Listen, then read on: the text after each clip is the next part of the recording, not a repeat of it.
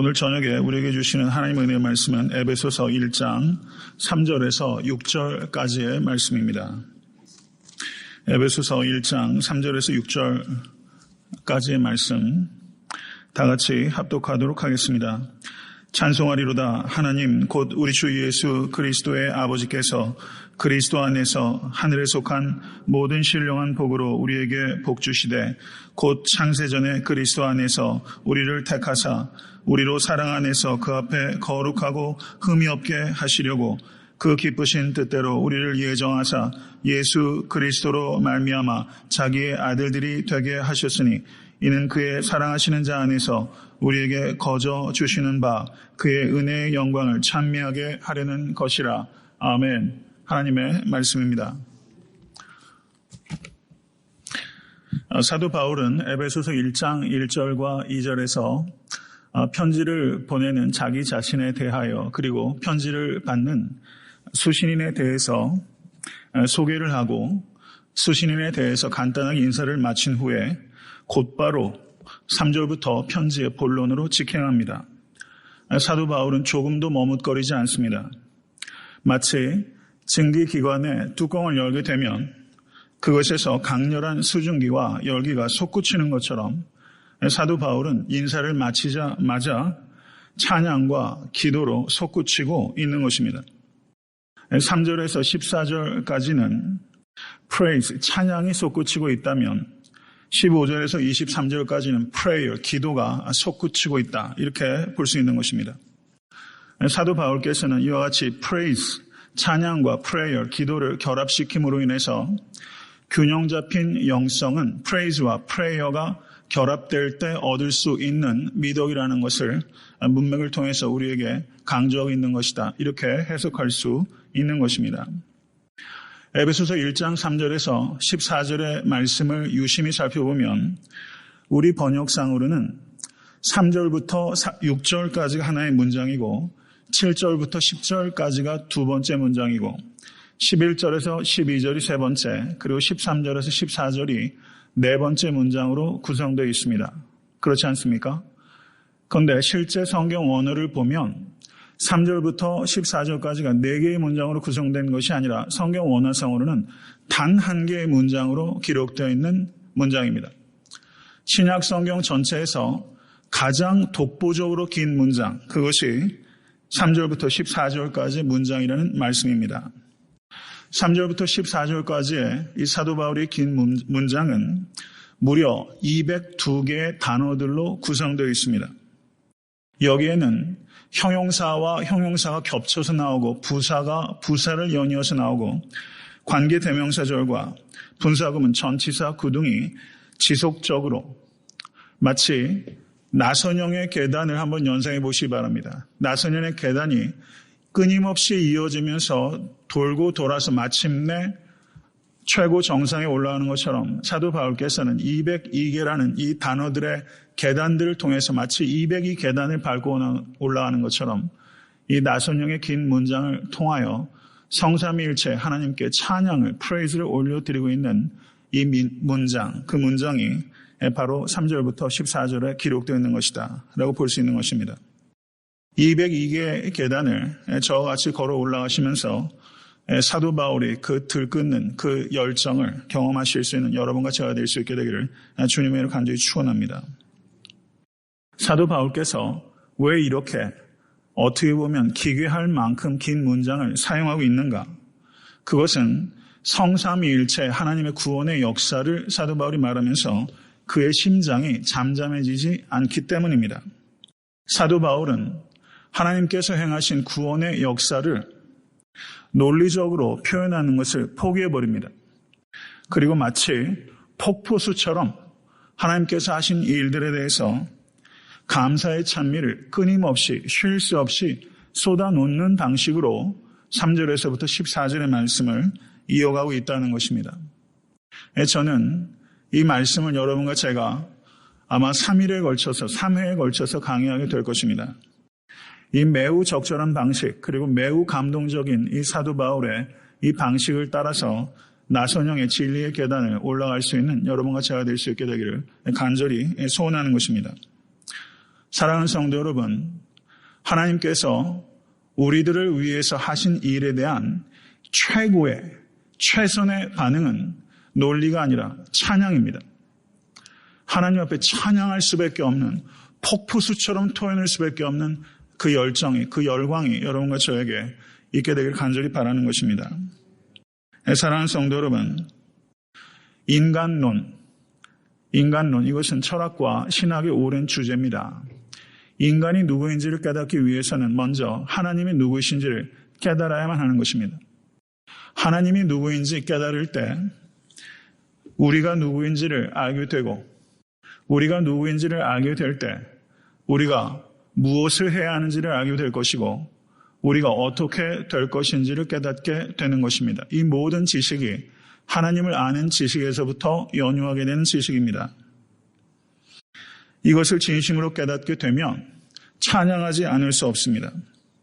사도 바울께서는 2절에서 하나님 우리 아버지와 주 예수 그리스도를 쫓아 은혜와 평강이 너희에게 있을지어다, 이렇게 인사했습니다. 이것은 단순하게 사도 바울의 인사일 뿐만 아니라 모든 성도를 향한 사도 바울의 간절한 기도입니다.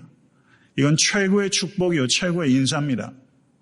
사랑하는 성도 여러분, 은혜와 평강의 원천은 하나님 우리 아버지와 주 예수 그리스도뿐입니다. 은혜와 평강이 복음의 두 개의 기둥이라고 말씀을 드린 바 있고, 지난주의 설교의 제목은 두 개의 기둥입니다. 이 두 개의 기둥이 성도님들의 삶을 지탱할 수 있는 기둥이 되기를 간절히 바랍니다. 이 두 개의 기둥이 세워지게 되면 그 성도의 즉각적인 반응은 3절의 말씀, 찬송하리로다 하나님, 찬송하리로다 하나님. 은혜와 평강의 기원이 어디서부터 오는지 진심으로 깨닫게 되면 즉각적인 반응은 찬송하리로다 하나님. 사랑하는 성도 여러분, 찬송이야말로 성도들의 가장 두드러지고 궁극적인 특징입니다. 찬양을 드리는 사람은 내가 세상에 속하지 아니하고 하나님 아버지와 우리 주 예수 그리스도께 속했다는 증거입니다. 제가 보스턴에서 공부할 때 구약학을 가르치셨던 아주 저명한 학자가 계셨어요. 그분의 성함이 듀웨인 게렛입니다. 그런데 수업 시간에 학생이 이런 질문을 했어요. 교수님, 어디가 천국입니까?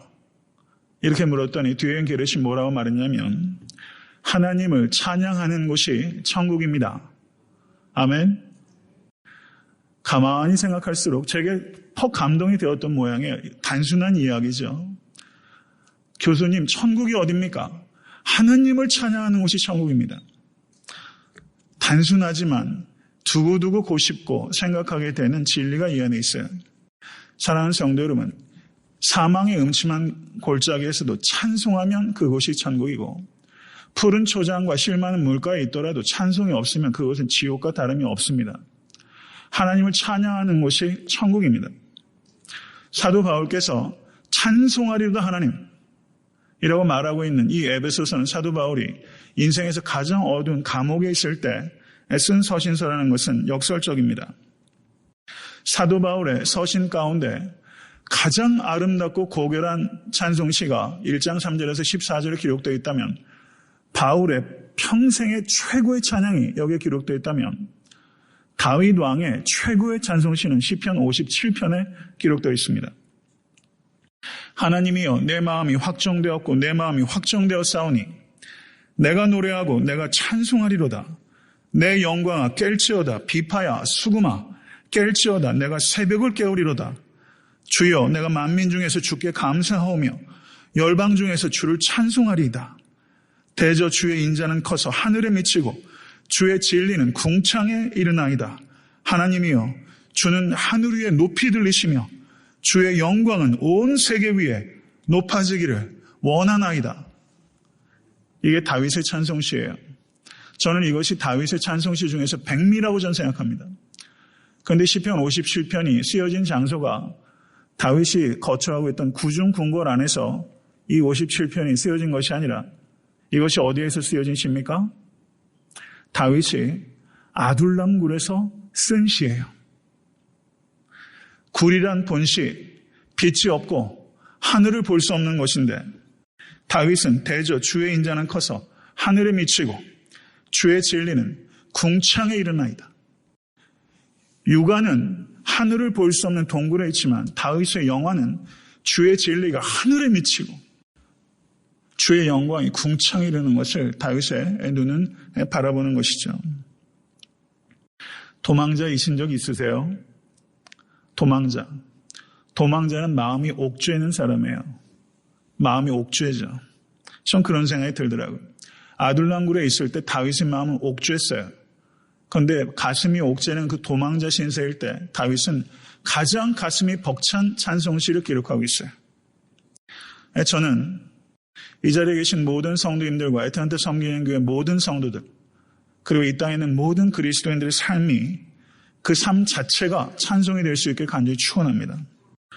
저는 애타한테 섬기는 교회의 역사가 때로는 진보하고 때로는 정치하고 때로는 뒷걸음칠 때도 있겠지만 포기하지 않고 하나님 뜻 안에서 견고하게 전진하기를 거듭하면 그 걸음걸음 하나가 저는 애타한테 섬기는 교회의 모든 역사가 하나님께 찬양이 될 수 있게 될 간절히 소원합니다.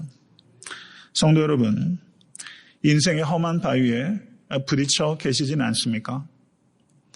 성도 여러분, 죄 때문에 낙마하고 계시진 않습니까? 자기 한계 때문에 곤고하진 않습니까? 목회자에겐 그런 어려움이 없겠습니까?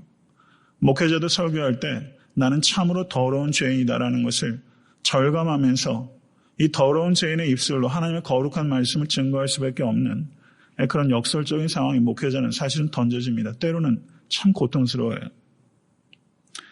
인생의 험한 바위에 부딪힌 시냇물. 시냇물이 말입니다. 아무 장벽이 없으면 아무 돌부리에도 걸리지 않으면 시냇물은 참 고요하게 흘러요. 그런데 시냇물이 역설적으로 큰 바위를 만나면 오히려 아름답고 청아한 소리들을 울려 퍼집니다. 바울도 로마의 감옥이라는 큰 바위를 만난 것이고 다윗도 사울이라는 큰 바위를 만나 아둘람굴에 피신하고 있을 때 역설적으로 인생의 가장 아름답고 고결한 찬송시를 쓴 것처럼 사랑하는 성도 여러분, 지금 인생의 큰 바위에 직면하고 계시다면 인생의 최고의 찬송시로 하나님을 높여드릴 수 있는 기회를 삼으실 수 있는 신앙의 역설을 배우시는 성도 되실 수 있게 되기를 주님의 이름으로 간절히 축원합니다. 하나님께 찬양을 드려야 되는 이유를 사도 바울께서 3절에 기록하고 있습니다. 하나님 곧 우리 주 예수 그리스도의 아버지 믿으십니까? 그리스도 안에서 하늘에 속한 모든 신령한 복으로 우리에게 복 주시되 이 동사의 주어는 누굽니까? 하나님이십니다. 하나님께서 우리에게 복을 주시는데 그 복을 수식하는 말이 하늘에 속한 모든 신령한 복으로 우리에게 복을 주시는 하나님이시기 때문에 찬송하리로다 하나님. 이렇게 말하고 있는 것입니다. 이 3절의 이 진술은 성부 하나님, 성자 하나님, 성령 하나님이 다 담겨 있는 것이 이 3절의 내용이에요. 신령한 복이라고 했을 때 그 신령한은 성경 언어로 푸뉴마티코스란 단어입니다. 푸뉴마티코스란 말은 푸뉴마가 스피릿, 홀리 스피릿입니다. 그 신령한 푸뉴마티코스는 성령님께서 전달해 주시는 복, 그 복이 신령한 복입니다. 찬양의 초점은 성부, 성자, 성령, 삼위일체 하나님이십니다. 그래서 에베소서 1장 3절에서 14절은 성부, 성자, 성령, 삼위일체 하나님의 경륜에 대해서 가장 깊이 있고 명확하게 가르치고 있는 성경의 보석 같은 말씀들 가운데 하나로 알려지고 있습니다.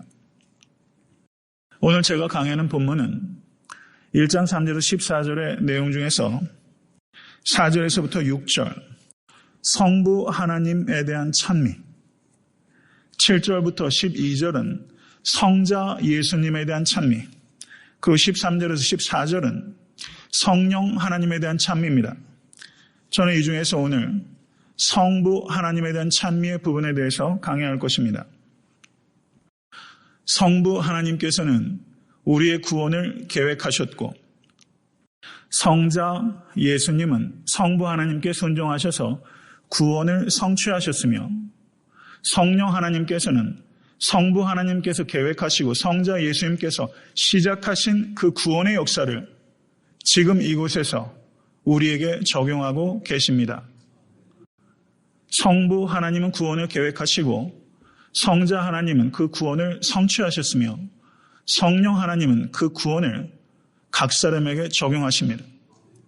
이것에 대해서 사도 바울께서 찬송하리로다. 그리고 6절과 12절과 14절에 거듭해서 사도 바울은 하나님 앞에 찬양을 올려드리며 그의 은혜의 영광을 찬미하게 하려는 것이라. 12절에 이는 그리스도 안에서 전부터 바라던 바 우리로 그의 영광의 찬송이 되게 하려 하심이라. 14절 그의 영광을 찬미하게 하려 하심이라 라고 말하면서 성부, 성자, 성령 하나님께서 하신 일에 대해서 저와 거듭 삶의 궁극적인 목적은 삼위일체 하나님께 찬미를 올려드리는 것이라는 것을 사도 바울은 뜨겁게 선포하고 있는 것입니다. 사랑하는 성도 여러분, 하늘에 속한 모든 신령한 복을 주시는 이는 성부 하나님이십니다. 하늘에 속한 모든 신령한 복을 가지고 계신 분은 성자 예수님이십니다. 하늘에 속한 모든 신령한 복을 전달하시는 이는 성령 하나님이십니다. 이것이 삼위일체 경륜입니다. 3절에 그리스도 안에서 신령한 복이 어디에 있어요? 그리스도 안에서. 그리스도 안에서. 그리스도 안이라는 표현이 신약성경 전체에 196회 등장합니다. 그런데 사도 바울의 서신서에 무려 164회가 등장하고 있고 에베소서에 35회가 등장하고 있는데 3절부터 14절까지 이 한 문장 안에 무려 11번이나 그리스도 안에서가 등장하고 있습니다. 사도 바울께서 불과 10여 절에서 11번이나 그리스도 안에서 그의 사랑 안에서 라고 강조하고 있는 이유는 모든 참된 복은 우리 주 예수 그리스도 안에 있기 때문입니다. 이것을 믿으실 수 있게 간절히 바랍니다. 모든 참된 복은 하늘에 속한 모든 신령한 복은 모든이란 말이 강조하고 있는 것은 완전한 만족이 예수 그리스도 안에 있다는 것을 가리키는 것이고 참된 복은 그리스도 안에만 있고 그리스도 밖에 있는 것은 유사한 복이요 유한한 복이요 결국엔 다 지나가는 것이요 헛된 것이라는 것을 이 그리스도 안에서라는 이 말은 우리가 분명하게 강조하고 있는 것입니다. 이것을 진심으로 믿으실 수 있는 여러분과 제가 될 수 있게 되기를 간절히 축원합니다. 사랑하는 성도 여러분, 하늘에 속한 복을 구하실 수 있게 될 간절히 축원합니다. 땅의 것을 구하면 하늘의 것을 얻지 못하는 것은 말할 것도 없고 땅의 것을 구하면 땅의 것도 잃어버립니다. 그런데 하늘에 속한 복을 구하면 땅의 것도 주십니다. 이것을 기억하실 수 있게 간절히 바랍니다. 신령한 복은 땅에 속한 사람들은 알지도 못하고 받지도 못하는 복이며 하늘에 속한 신령한 복은 오직 모든 그리스도인들에게 약속된 복입니다. 사랑하는 성도 여러분, 하나님께서 창조의 하나님이심을 믿으실 수 있게 간절히 바랍니다. 하나님께서 자연을 창조하셨어요. 이 자연은 믿는 사람이나 믿지 않는 사람에게 공통되는 복입니다. 이것을 신학적으로 일반 은혜라고 말합니다. 믿는 자나 믿지 않는 자에게 공이 주어지는 복. 그렇지만 믿지 않는 자들은 알지도 못하고 받을 수도 없는 복, 그 복을 특별한 은혜라고 말하는 것이고 하늘에 속한 신령한 복은 오직 이 자리에 있는 모든 믿는 자에게만 속한 복입니다. 이 복이 우리에게 주어지는 것입니다. 이 복이 오직 예수 그리스도 안에 있으며 이 복이 성령을 통하여 우리에게 주어지는 것입니다. 사랑하는 성도 여러분, 두 가지를 우리가 구별할 필요가 있어요. 성경은 하나님께서 우리에게 복 주시되 라고 말하면서 복을 주셨다라고 했을 때 이 성경 시제가 그리스 말로 과거를 나타내는 시제가 크게 두 가지가 있습니다. imperfect 시제하고 aorist tense가 있는데 여기에서 이 시제는 단순 부정과거라고 볼 수 있습니다. 하나님께서 이미 우리에게 복을 주셨습니다. 이걸 믿으실 수 있게 간절히 바랍니다. 내가 경험적으로는 깨닫고 있지 못해도 분명한 사실은 하나님께서 우리에게 하늘에 속한 모든 신령한 복을 그리스도인들에게 주셨습니다. period. 주셨어요. 그런데 세상에서 말이죠. 돈은 많이 가지고 있는데 말하자면 간단하게 비유하자면 하나도 누리지 못하고 죽는 사람이 있어요. 결국에는 가난하게 산 것과 마찬가지. 소유하는 것과 실제 누리는 것은 차이가 있어요. 하나님께서 하늘에 속한 모든 신령한 복을 우리에게 주셨습니다. 우린 이미 소유하고 있어요. 그런데 거의 대다수의 성도들이 하늘에 속한 모든 신령한 복이 무엇인지 그리고 그것을 알고 누리며 살아가는 것이 무엇인지 깨닫질 못해요. 누리질 못해요. 소유와 누리는 것이 분리되어 있다는 말씀입니다. 사랑하는 성도 여러분, 하늘에 속한 모든 신령한 복을 누리며 살아가는 여러분과 제가 될 수 있게 되기를 간절히 바랍니다. 그러면 하늘에 속한 모든 신령한 복은 무엇인가? 4절의 말씀을 보세요. 곧 카소스, 곧이란 말로 시작되면서 하늘에 속한 모든 신령한 복이 무엇인지를 사도 바울이 설명하기 시작합니다. 하늘에 속한 모든 신령한 복은 과거와 현재와 미래를 망라하는 복입니다. 과거에 속한 복은 4절에 있는 말씀, 하나님께서 창세전에 모든 믿는 자들, 그리고 믿는 나를 미리 택하셨다는 사실입니다. 할렐루야. 믿으세요? 하나님께서 나를 택하셨다는 것이 과거에 속한 복이고 현재의 복은 7절의 말씀, 5절의 말씀입니다. 제가 잘못 읽었네요. 그 기쁘신 뜻대로 우리를 예정하사 예수 그리스도로 말미암아 자기의 아들들이 되게 하셨으니 우리의 현재의 복은 우리가 하나님의 아들과 딸이라는 사실입니다. 이것이 우리의 현재의 복이에요. 그럼 미래의 복은 무엇인가? 10절에 나타납니다. 하늘에 있는 것이나 땅에 있는 것이 다 그리스도 안에서 통일되게 하려 하심이라. 모든 것들이 통일되는 것이 미래에 주어질 복입니다. 이렇게 하늘에 속한 모든 신령한 복은 과거의 택하심, 현재의 양자됨, 미래의 통일, 이렇게 세 가지 시점에 공이 우리에게 확정된 복입니다. 이것을 사도 바울께서 말씀하고 있는 것입니다. 4절에 창세전에 그리스도 안에서 우리를 택하사라고 말씀합니다. 하나님의 택하심은 창세 전에 있었습니다. 우리는 창세 전이라는 시간을 알지도 못하고 우리는 그때 존재하지도 않았습니다. 그런데 하나님께서 창세 전에 여러분과 저를 모든 믿는 자들을 택하셨습니다. 이 사실 믿으세요? 어떻게 믿으십니까? 이게 경험적인 지식입니까? 그렇지 않죠. 성경이 말씀하고 있기 때문에. 그러면 성경이 하나님의 말씀이라는 것을 어떻게 알죠?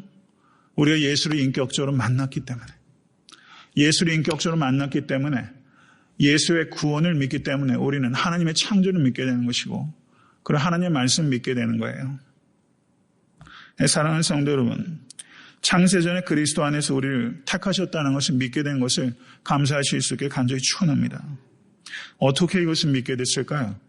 이 비밀을 어떻게 알게 됐을까요? 이건 전적인 하나님의 은혜입니다. 창세전이라는 것은 우리가 존재하기도 전이고 우리가 어떠한 행동도 하기 전입니다. 내 존재와 내 행동이 하나님의 택하심에 아무런 역할을 하지 못했던 그 시간에 하나님께서 우리를 택하셨습니다. 그렇기 때문에 하나님의 택하심은 조금도 나의 공로가 아니고 전적인 하나님의 은혜요. 하나님의 주권적인 역사입니다. 그렇기 때문에 창세전에 나를 택하셨다는 것을 진심으로 믿는 성도는 하나님의 선택에 대해서 자랑할 수 없습니다. 오직 감사만 할 뿐입니다. 성도 여러분, 세상에 가령 국가대표에 뽑히게 되면 그것을 선택됐다고 얘기를 하지 않아요. 엄밀하게 말하면 선발된 거죠. 선발된 사람은 자랑해요. 그건 뭐라고 할 사람은 없어요. 근데 우리는 선발된 게 아니라 우리는 선택됐어요. 창세전에 선택됐어요. 그래서 우리의 한 가지, 우리가 하나님 앞에 되어 있는 우리의 반응은 자랑이 아니라 감사입니다. 감사의 찬양밖에 우리가 할 게 없어요. 이것을 사도 바울께서 말씀하고 있는 것입니다. 하나님의 택하심의 목적을 사도 바울께서 4절 후반절에 말씀합니다. 우리도 사랑 안에서 그 앞에 거룩하고 흠이 없게 하시려고. 이것이 하나님의 택하심의 목적입니다. 믿으십니까? 거룩하고 흠이 없는 삶은 구원의 조건이 아니라 구원의 목적입니다.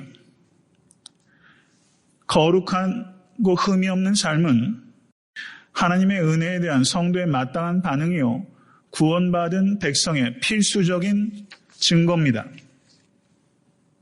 성도 여러분, 선택에 대한 교리는 존 칼빈이 만든 교리가 아니에요. 이거는 성경에 나오는 진리입니다.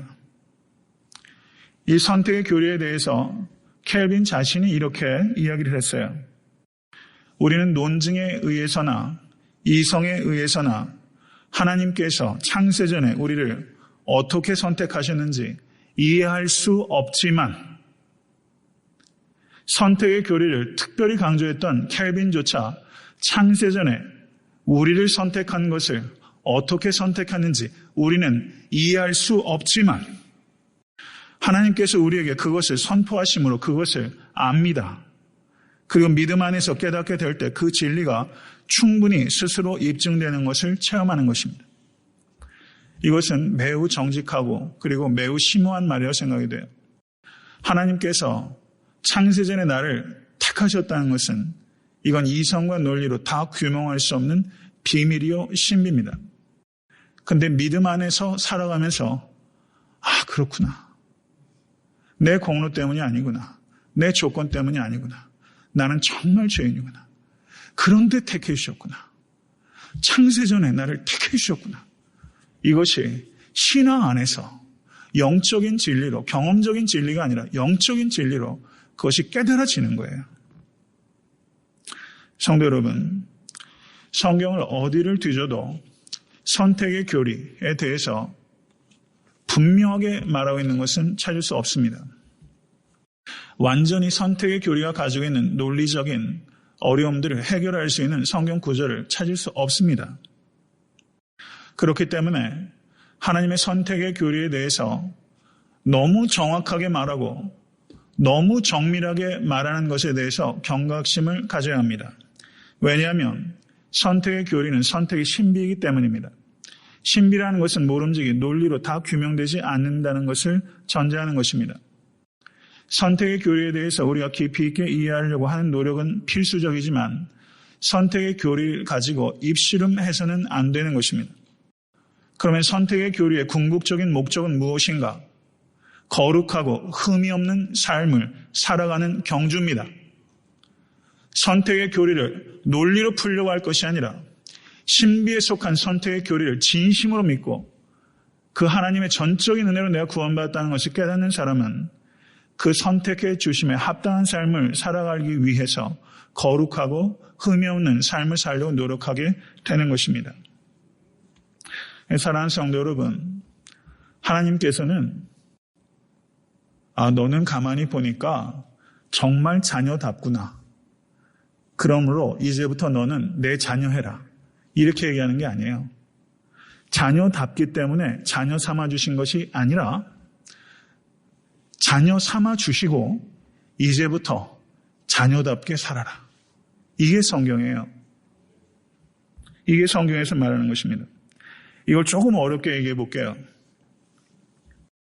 구원이 있은 후에 구원받은 자로서의 합당한 삶이 있는 것입니다.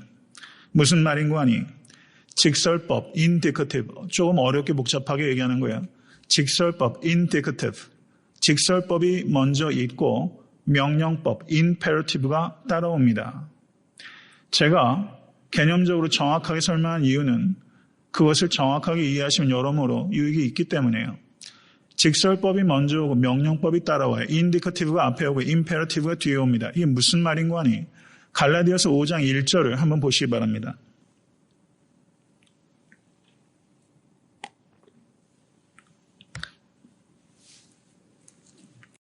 갈라디아서 5장 1절의 말씀 다 같이 읽겠습니다. 그리스도께서 우리로 자유케 하려고 자유를 주셨으니 그러므로 굳세게 서서 다시는 종의 멍에를 매지 말라. It is for freedom that Christ has set us free. Stand firm, then, and do not let yourselves be burdened again by a yoke of slavery. 이렇게 말하고 있습니다. 그리스도께서 우리로 자유케 하려고 자유를 주셨습니다. 직설법이 먼저 있는 거예요. indicative. 예수께서 우리를 자유케 하셨어요. 죄와 사망의 노예로부터 우리를 피값을 주시고 우리를 자유케 하셨습니다. indicative, 직설법이 먼저 있었고, 그러므로 stand firm then, 그러므로 굳세게 서라. 명령형이 뒤에 따라오는 거예요. 이게 기독교예요. 다른 종교는요, 임페러티브가 앞에 와요. 이렇게 해라. 그러면 이렇게 될 것이다. 그런데 성경은요, 이렇게 되었다. 예수께서 죄와 사망으로부터 승리하셨다. 그러므로 이제 승리하는 삶을 살거라. 이게 성경이에요. 이게 참된 기독교예요. 이것이 참된 종교, 참된 구원의 도리입니다. 이것을 믿으실 수 있는 여러분과 제가 될 수 있게 간절히 바랍니다. 이것을 한 번만 더 어렵게 좀 얘기해 볼게요. 우리가 스테이터스는 지위고 스테이트는 상태입니다. 우리의 지위가 먼저 바뀌었습니까? 아니면 우리의 상태가 바뀌었습니까? 우리의 지위가 먼저 바뀐 거예요. 우리가 진노의 자녀였는데, 불순종의 아들들이었는데 전적인 은혜로 하나님의 자녀 됐어요. 우리의 스테이터스가 바뀌었어요. 지위가 바뀌었으므로 그러므로 스테이트를 바꿔라. 지위가 바뀌고 상태를 바꿔라. 이것이 기독교라는 사실입니다. 그런데 다른 종교들은 거꾸로 얘기를 해요. 그렇기 때문에 기독교가 은혜의 종교가 되는 것입니다. 이것을 믿으실 수 있게 간절히 바랍니다. 5절의 말씀을 보시면 하나님의 예정은 그의 기쁘신 뜻대로 이루어진 것입니다. 사랑하는 성도 여러분, 하나님께서 잃어버린 양 한 마리 예수께서 99마리를 두시고 양 한 마리를 찾으서 오실 때 이게 등이 아니라 목에다 그 양 한 마리를 걸터 탁 잡으시고 오시잖아요. 너무 즐거워하시잖아요. 하나님께서는 그 기쁘신 뜻대로 우리를 구원하셨어요. 하나님께서는요, 우리의 생명에 관심이 있으신 분이고 우리를 구원하셨을 때 기뻐하시는 분이에요. 인격이 있으신 분이에요. 기쁘신 뜻대로 우리를 구원하셨습니다. 여기에서 중요한 것은 에베소서를 강해 나가면서 또 말씀드리겠지만 하나님의 예정과 인간의 책임은 어떻게 되는가 하는 어려운 신학적인 주제예요. 하나님께서 예정하셨다면 인간에게 어떻게 책임을 물을 수 있는가? 누구는 택하고 누구는 택하지 않기로 결정되어 있다면 택하지 않고 그 사람에게 어떻게 책임을 물을 수 있겠는가 하는 중요한 신학적인 난제죠. 이것에 대해서 교회를 다니다가 교회에 떠난 많은 사람들은 아마 이것 가지고 교회를 많이 공격할 거예요. 엔티 크리스천들. 댓글도 요란하게 달고 있는 사람들 아마 교회 문턱을 좀 다녔던 사람들일 겁니다. 하나님의 주권과 인간의 책임에 대한 문제, 이런 문제들이 공격의 좋은 빌미가 되고 있어요. 근데 성경은 이것에 대해서 사도 바울께서는 로마서 9장에서 특별히 인간의 책임과 하나님의 주권에 대해서 말씀하고 있는데 이것을 이렇게 말합니다. 인간의 자유의지는 구원받을 능력이 없지만 인간의 자유의지는 구원을 거절할 능력이 있다라고 말하고 있어요. 인간이 선택받은 것은 전적인 하나님의 은혜이지만 인간은 하나님의 구원을 거절할 수 있기 때문에 선택받지 못한 것은 하나님의 책임이 아니라 인간의 책임이다. 어떻게 보면은 모순적인 논리를 가지고 사도 바울께서 말씀하고 있어요. 하나님의 택함은 하나님의 은혜요.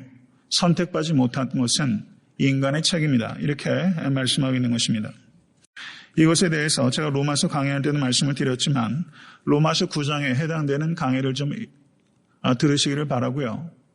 찰스 시몬이라는 사람이 하나님의 주권과 인간의 책임에 대한 문제에 대해서 이렇게 표현했습니다. 복잡한 기계의 바퀴들이 서로 반대 방향으로 돌면서도 공동의 목적을 위하여 공헌하고 있는 것처럼 반대되는 것처럼 보이는 진리들이 하나님의 택하심과 인간의 책임이라는 이 진리들이 서로 반대 방향으로 도는 것 같지만 완전히 조화를 이루어 인간의 구원을 성취하시는 하나님의 목적에 똑같이 공헌하고 있습니다. 라고 표현하고 있어요. 성도 여러분, 하나님의 주권과 하나님의 지혜와 하나님의 능력을 신뢰하실 수 있는 여러분과 제가 될 수 있게 간절히 바랍니다. 사도 바울께서 5절에 이렇게 말씀하셨어요.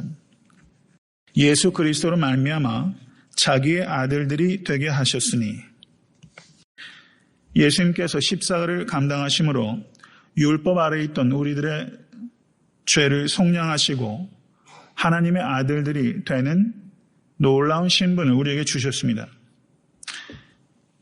양자 된 후에 우리가 자녀되는 것입니다.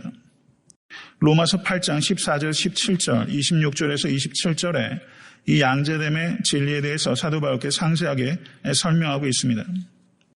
우리가 하나님의 아들들이 되었다는 것은 예수 그리스도를 통하지 않을 때는 우리가 하나님의 자녀가 아니었다는 것을 의미하는 것입니다. 맞습니까? 우리는 불순종의 아들들이었고 진노의 자녀들이었습니다. 그런데 예수 그리스도로 말미암아 하나님의 자녀가 된 것입니다. 이것과 바꿀 수 있는 건 없습니다. 하나님의 자녀가 됐다는 것은 아바 아버지라고 부를 수 있는 양자의 영을 우리가 갖게 됐다는 것은 구약 성경에 있던 어떠한 신앙 위인들보다 우리가 하나님과 친밀한 관계를 가질 수 있다는 것을 성경이 우리에게 가르치고 있는 것입니다. 이것을 믿으실 뿐만 아니라 이것을 체험하실 수 있는 여러분과 제가 되서 간절히 바랍니다. 사랑하는 성도 여러분, 이 세상 최고의 복이 뭘까요? 하나님께 가까이 가는 복인 줄로 믿습니다. 하나님께 가까이 가시는 이 저녁 될 수 있게 간절히 축원합니다. 가까이 가면 갈수록 목마름은 더 깊어지는 것 같아요. 사람과 사람 사이의 관계도요. 관계가 깊어지면 깊어질수록 목마름이 더 깊어져요. 하나님에 대한 관계가 친밀해지면 친밀해질수록 더 가까워지고 싶어하는 법입니다. 모쪼록 하나님은 불변하시고 하나님은 능력이 있으십니다. 그래서 하나님의 자녀들에게 약속하신 모든 상속을 우리에게 확고하게 주십니다. 우리는 하나님의 후사요 그리스도와 함께한 후사입니다. 그렇기 때문에 이 후사는 어느 누구도 빼앗을 수 없고 그리고 어느 누구도 변경할 수 없습니다. 이것은 확정된 것입니다. 할렐루야. 이 소망 가운데 견고하실 수 있는 여러분과 제가 될 수 있게 되기를 간절히 축원합니다. 6절의 말씀에 드디어 이르렀습니다. 하나님의 택하심의 목적은 4절에 거룩하고 흠이 없게 하시려는 것이었으며 하나님의 예정의 목적은 자기의 아들들이 되게 하는 것입니다. 하나님의 택하심과 하나님의 예정의 궁극적인 목적은 이는 그의 사랑하시는 자 안에서 우리에게 거저 주시는 바 그의 은혜의 영광을 찬미하게 하려는 것이라. 하나님의 택하심과 하나님의 예정하심의 궁극적인 목적은 찬미하는 것입니다. 인생의 궁극적인 목적은 하나님을 찬미하는 것입니다. 믿으십니까? 성도 여러분, 예배 왜 나오시죠? 설교 들으러 나오십니까? 아니에요. 궁극적인 목적은요, 설교 듣는 게 아니에요. 궁극적인 목적은요, 하나님을 찬미하는 거예요. 설교를 통해서 하나님을 알아가기 때문에 내가 찬양을 해야 될 내용을 알게 되는 거예요. 하나님이 누구신지 알아야 찬양하게 되니까. 그렇기 때문에 예배에 나오는 최본질적인 궁극적인 목적이자 인생의 궁극적인 목적은 하나님을 찬미하는 것입니다. 요한복음 1장 18절에 말씀이 육신이 되어 우리 가운데 거하심에 우리가 그 영광을 보니 아버지의 독생자의 영광이요 은혜와 진리가 충만하더라. 예수 안에 하나님의 영광이 충만합니다. 은혜와 진리가 충만합니다. 은혜의 영광을 찬미하게 하려는 것이라. 그의 사랑하시는 자 안에서 은혜의 영광이 그의 사랑하신 예수 안에서 충만하게 임한 것입니다. 찬송가 489장을 보시면 세상 모든 풍파 너를 흔들 때 받은 복을 세어 보아라. 크신 복을 내가 알리라. 라는 찬양이 있어요. 이 찬양이 미국 찬송가랍니다. 근데 이 미국 찬송가 중에서 영국에서 가장 사랑받았던 찬송가가 이 찬송가예요. 받은 복을 내가 세워보아라. 이 찬송이에요. 근데 이 찬송에 대해서 런던 데일리라는 그 신문에 이런 내용이 적혀 있습니다. 런던의 남부에서 어른들이 이 찬송을 불렀고 소년들은 휘파람으로 불렀으며 여인들은 아기를 재우며 불렀다. 웨일즈의 대각성 운동이 일어났을 때 모든 집회에서 이 찬송이 불리워졌다 라고 말하고 있습니다. 사랑하는 성도 여러분, 찬송이 있는 곳에 능력이 나타나고 찬송이 있는 곳에 부흥이 일어납니다. 찬송이 일어나는 곳에 이김이 있습니다. 성도 여러분, 인생의 문제는요, 논리로 풀리는 거 아니에요. 하나님을 찬양할 때 풀려요. 찬양할 때 낭망 중에 소망이 솟아나요. 얼마나 신비한지 몰라요. 그거 다 아시잖아요. 우리 다 같이 우리 찬송가 489장 세상 모든 풍파 너를 흔들 때 이 찬양 다 같이 한번 드리면서 하나님의 은혜의 영광을 높여드리는 이 시간 될 수 있게 되기를 간절히 바랍니다.